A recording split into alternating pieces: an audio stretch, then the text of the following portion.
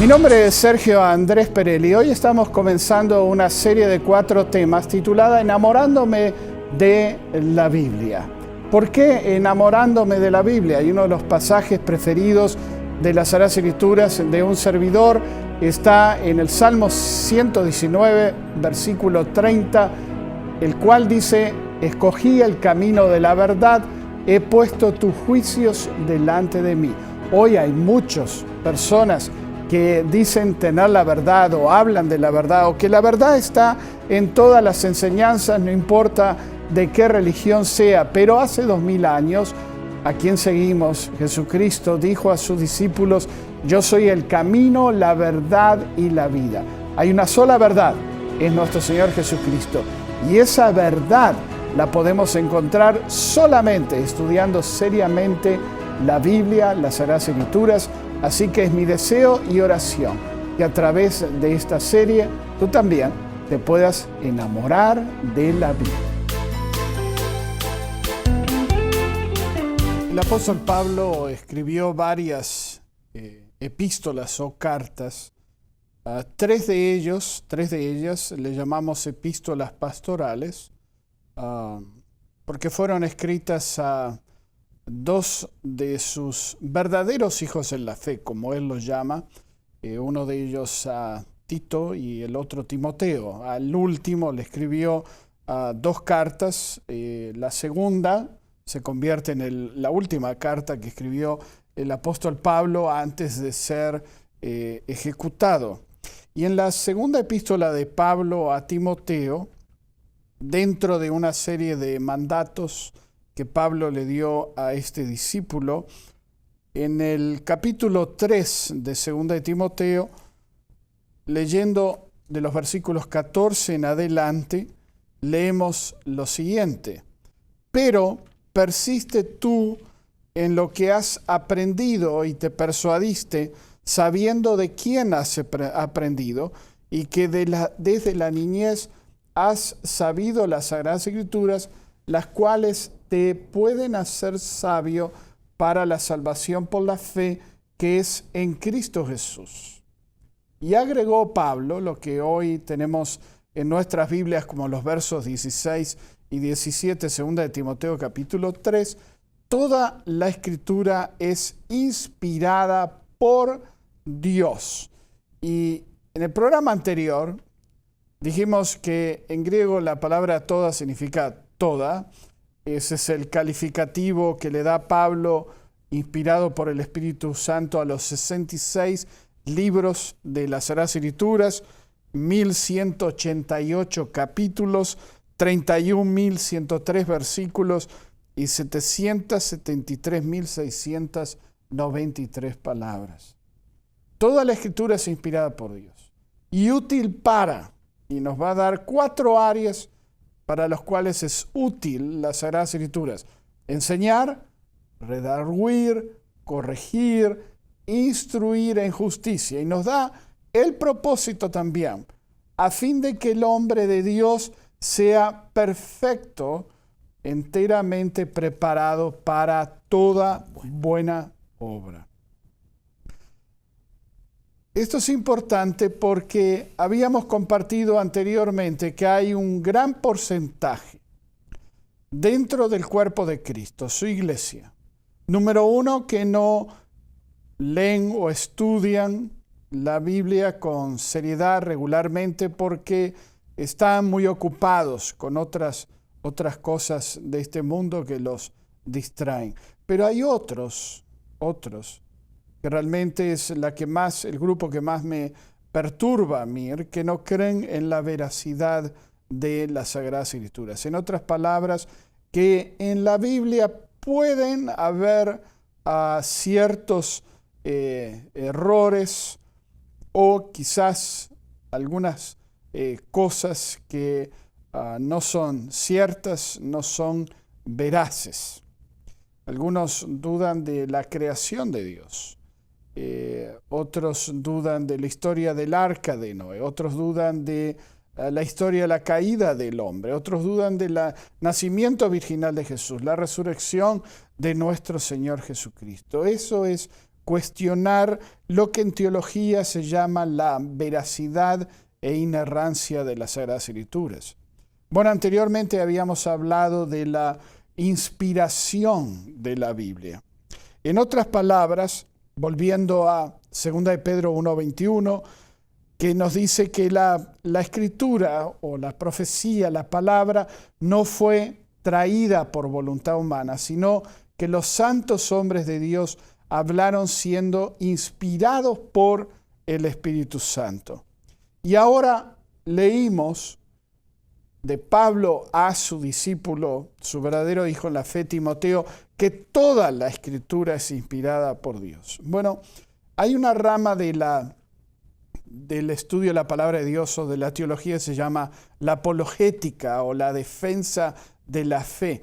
Y una de las premisas de la apologética o de la defensa de la fe es que si no todo es verdad o veraz en las Sagradas Escrituras, entonces esto abre la puerta de que hay mentiras y esto no puede existir. O Dios es verdad o Dios es mentiroso. Bueno, la revelación interna o la enseñanza de la Biblia por sí misma nos dice algo. En Tito 1:2 se nos dice, Dios no miente. Y en Hebreos 6:18 es imposible que Dios mienta. Jesús orando por sus discípulos en Juan 17, lo que se conoce como la oración sacerdotal, en el verso 17 hizo una oración por sus discípulos, o parte de la oración, dice, santifícalos en tu verdad, tu palabra es verdad. O sea que ese grupo que en realidad duda de la veracidad de las Sagradas Escrituras tiene que decidir, o si hay alguno de los que está viendo este programa que duda de la total veracidad de la Biblia, tienes que tomar una decisión. O es verdad o no es verdad la Sagrada Escritura. Porque cuando dudamos de algo, de la veracidad de las Sagradas Escrituras, entonces estamos asumiendo que Dios ha mentido en ciertas partes. Hay una ilustración que utilizan mucho los pastores, es que si tú estás en el desierto y te estás muriendo de sed y alguien te da una botella de agua y te dice, bueno, solamente en el agua que te estoy dando hay una gota de cianuro, ninguno de nosotros tomaría esa agua por más sediento que estuviera, porque el resultado va a ser el mismo, o te mueres de sed o te mueres envenenado. Bueno, si pasamos esta ilustración a la palabra de Dios, la Biblia, las Sagradas Escrituras, si hay una gota de cianuro en la palabra de Dios, entonces esto le quita autoridad a las enseñanzas de la palabra de Dios. Billy Graham dijo una vez lo siguiente: tenemos personas en nuestra generación que cuestionan si la Biblia es la palabra de Dios. Aquí está la opinión de Billy Graham. Del principio hasta el fin, la Biblia es la palabra de Dios. En otras palabras, desde Génesis hasta Apocalipsis, la Biblia es la palabra de Dios, inspirada por el Espíritu Santo. Cuando acudo a la Biblia, sé que estoy leyendo la verdad y acudo a ella todos los días. En algún momento hablaremos del devocional, la importancia del devocional diario en nuestras vidas para nuestro crecimiento y edificación espiritual. Pero aquí tenemos la perspectiva de Billy Graham y yo estoy 100% de acuerdo. Cuando yo acudo a la Biblia, sé que estoy leyendo la verdad, 100% la verdad. También es verdad que puede haber cosas que yo no entienda. Además, el apóstol Pedro en algún momento confesó que algunas cosas que escribió el apóstol Pablo a él se les hacían difícil de entender, pero no dijo que no eran inspiradas por el Espíritu Santo. Una cosa es que haya cosas o temas en las Sagradas Escrituras que yo no pueda entender, pero otra cosa es decir que no son verdad. Yo soy un hombre finito, no importa cuánto estudio tenga, cuántos títulos acerca del estudio de la Biblia tenga, o seculares o religiosos. Soy un ser finito. Hay algo que yo no entiendo, y lo confieso en público. Yo no entiendo el misterio de la Trinidad. No puedo entender cómo un Dios se manifiesta en tres personas. Pero bueno, si yo entendiera todo, absolutamente todo lo que concierne a la persona y al carácter de Dios, yo sería Dios. Y entonces yo sería mentiroso. Y sabemos que en la Biblia que hay un solo Dios, y a Él se le debe toda la honra y toda la gloria. Yo no tengo ningún problema en aceptar que no entiendo todo lo que está escrito en las Sagradas Escrituras, pero no por eso dejo de creer que 100% de lo que está en las Sagradas Escrituras es verdad, a pesar de que mi mente finita, depravada y carnal no lo pueda entender. Bueno, alguien escribió: ¿quién puede entender los misterios de Dios? Yo me reconozco ser uno de ellos. En Proverbios 30, el verso 5, el sabio Salomón escribió: toda palabra de Dios es limpia. La expresión aquí en hebreo significa que toda la palabra de Dios es digna de crédito. Y agregó: no añadas a sus palabras para que no seas hallado mentiroso. Toda la palabra de Dios es limpia, digna de crédito.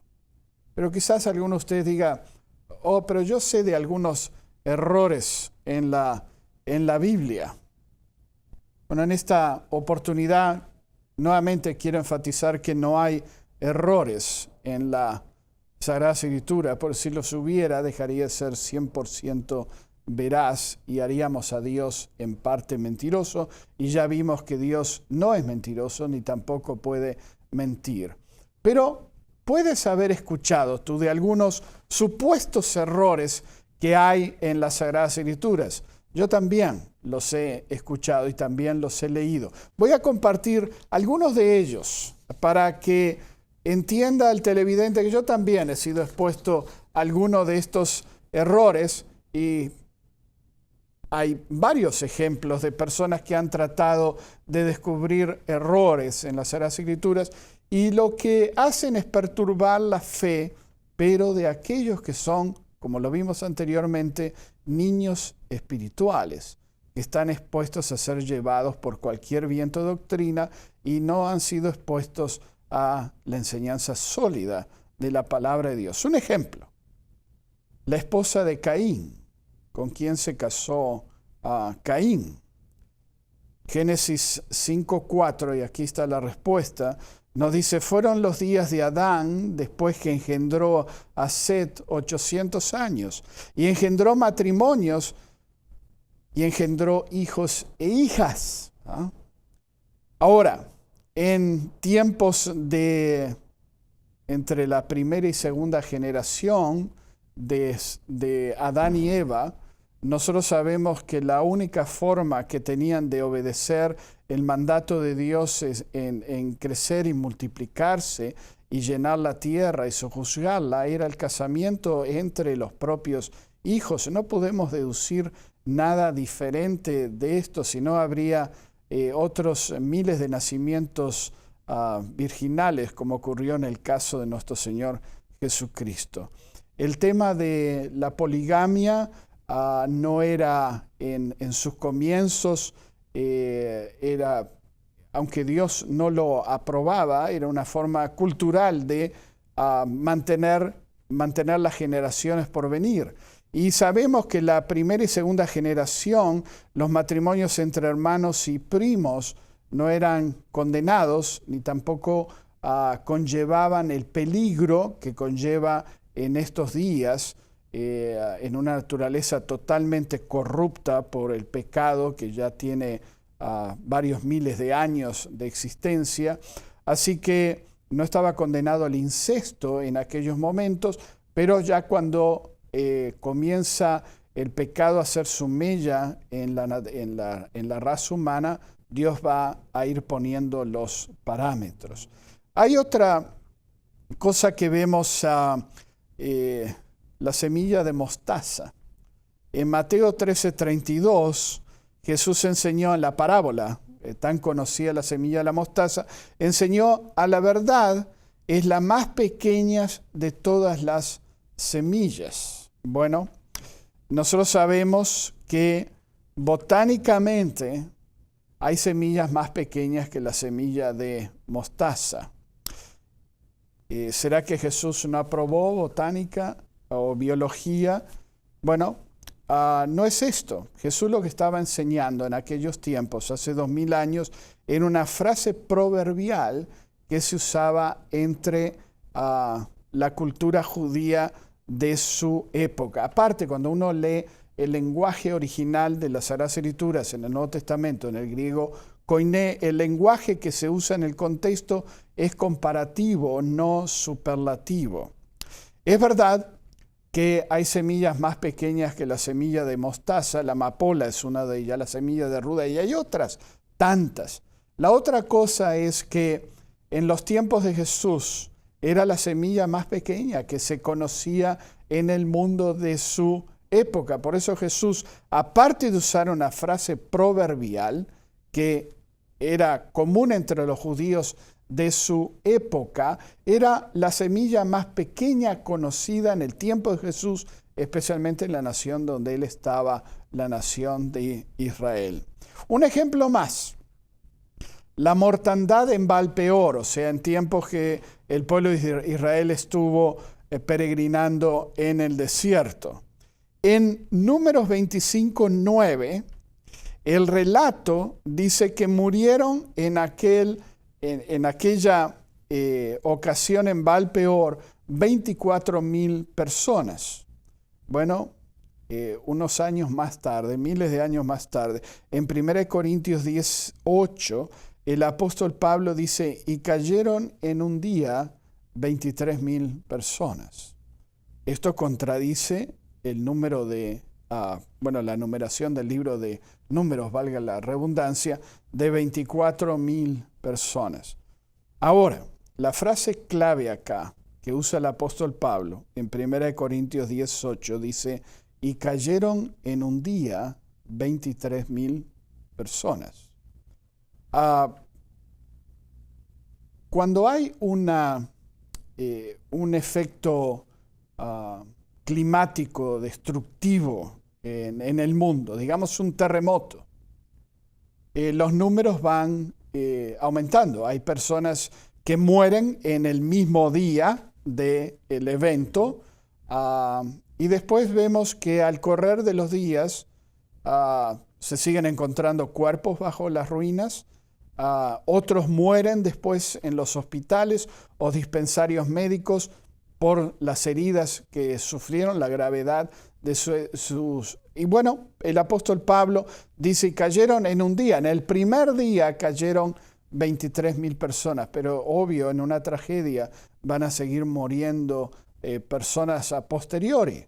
Así que no hay errores en las Sagradas Escrituras. Por eso es importante, porque si viene una persona a nosotros y no estamos preparados, y eso es lo que quiero demostrar en este programa, es que si no estamos preparados, dice: bueno, Jesús dijo que la semilla más pequeña era la semilla de mostaza, cuando hay otras semillas más pequeñas. Van a debilitar nuestra fe si nosotros no estamos preparados a defender nuestra fe, hacer una defensa. Y esto solamente uno lo recibe, esta madurez, estudiando la palabra de Dios y estudiando los recursos que hoy tenemos. Tenemos infinidad de recursos hoy a nuestra disposición, que no los tenían los primeros cristianos de la iglesia del primer siglo, que no los tuvieron los cristianos de los sucesivos siglos. Siglo XX y siglo XXI han puesto a nuestra disposición innumerables recursos para que nosotros podamos, aparte de un estudio profundo de las Sagradas Escrituras, ayudarnos con otros recursos que tenemos: Biblias, comentarios, diccionarios bíblicos, concordancias. Hoy tenemos innumerables. No hay una persona, ninguna iglesia que pueda decir, bueno, es que yo no sé cómo estudiar. Bueno, el propósito de esta serie es animarte a ti a estudiar seriamente las Sagradas Escrituras y no ser expuestos no solamente a doctrina adulterada, sino exponer nuestra debilidad de la fe cuando viene alguien a contarnos un cuento o tratar de minar nuestra fe porque ve que somos niños realmente espirituales. Así eso, en cuanto a la inerrancia de las Sagradas Escrituras, a la veracidad de las Sagradas Escrituras. Hablamos de inspiración, hablamos de veracidad, inerrancia de las Escrituras. Toda la Escritura es inspirada por Dios, sus 66 libros, como Billy Graham lo exponía desde el principio al fin, toda la Biblia es la verdad. Hablamos también de que la palabra de Dios permanece para siempre. Las enseñanzas de la palabra de Dios no dependen de las culturas. Las culturas, como las modas, pueden tener sus modificaciones y sus cambios, nos gusten o no nos gusten, pero la palabra de Dios, como vimos en Isaías 48, permanece para siempre. Así como Jesús es el mismo ayer, hoy y por los siglos de los siglos, la palabra de Dios seguirá siendo válida hasta que Jesús venga por su iglesia. El tercer tema que tiene que ver con nuestra relación con la palabra de Dios o la doctrina de la palabra de Dios es su autoridad y suficiencia. Ya hicimos un avance de esto al leer el verso 16 y 17 de 2 de Timoteo 3, 16, 17. Toda la Escritura es inspirada por Dios y útil para enseñar, para redarguir, para corregir, para instruir en justicia, a fin de que el hombre de Dios, y aquí el término hombre genérico lo podemos aplicar a la mujer de Dios, sea perfecto o perfecta, enteramente preparado o preparada para toda buena obra. La autoridad y suficiencia de la palabra de Dios. Desgraciadamente, hoy hay muchos profesos hijos de Dios. Si fueran discípulos, verdaderos discípulos, no lo harían. Muchas veces, ante las problemáticas de la vida, adversidad, relaciones personales e interpersonales, la problemática de la vida, la adversidad, están buscando el consejo en cisternas rotas de hombres que supuestamente tienen las respuestas para todos los problemas de la vida. Yo soy un defensor de las Sagradas Escrituras y creo que aún en el siglo XX la palabra de Dios tiene la respuesta para todas las circunstancias de la vida que nos toque pasar, sean buenas o sean malas. Y que nosotros no tenemos que estar, si creemos en la autoridad y suficiencia de las Sagradas Escrituras, no tenemos que buscar el consejo del hombre, no importa cuántos títulos tenga, para buscar una respuesta a la problemática de nuestra vida cotidiana. Quiero recordarles que en Isaías 9:6 se le da, entre algunos títulos de Jesús, se les da el título, se llamará su nombre admirable consejero. A muchos pastores a veces les molesta que yo comparta públicamente que los pastores no tienen la respuesta a todos los problemas de la humanidad. No importa si tiene una maestría en teología, un doctorado en teología, los pastores debemos volver a recordar que la respuesta sólida a la interrogante y problemática del ser humano está en la palabra de Dios, especialmente en Jesús. A él se lo llama admirable consejero. Algunos versículos más. Job 12:13. Con Dios, no dice con el pastor, dice con Dios está la sabiduría y el poder. Suyo es el consejo y la inteligencia. Salmo 73, 23, 24. Me tomaste de la mano derecha, me has guiado según tu consejo. En Jeremías 17, los versículos 5, 6, se nos da una advertencia, amonestación.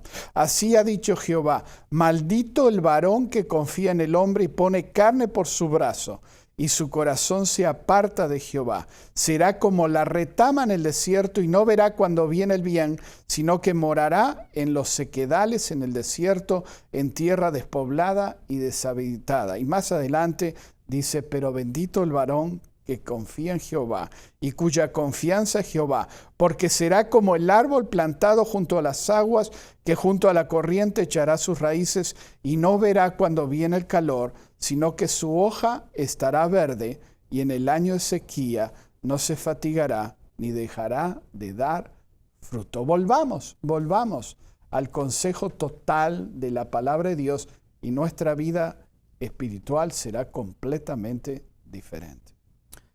Bellas palabras de vida.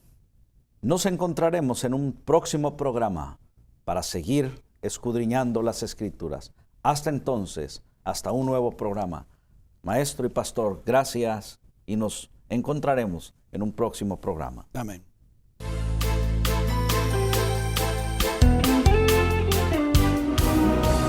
En un momento de esta serie, Enamorándome de la Biblia, mencioné un pasaje muy querido por un servidor que está en Isaías, el capítulo 40, el versículo 8, palabras del siervo del Señor escritas unos 700 años antes del nacimiento de Cristo, en el cual Él dijo una gran verdad que se aplica a nuestros días. Se seca la hierba, se marchita la flor, mas la palabra del Dios nuestro permanece para siempre.